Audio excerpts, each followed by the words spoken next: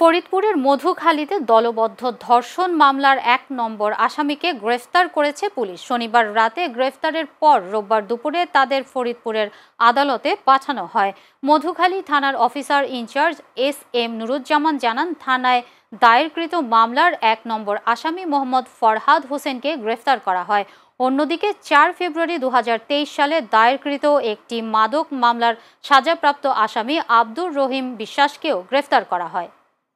দলবদ্ধ ধর্ষণ মামলার একজন এজাহারভুক্ত ১ নম্বর আসামি ফরহাদ হোসেন এবং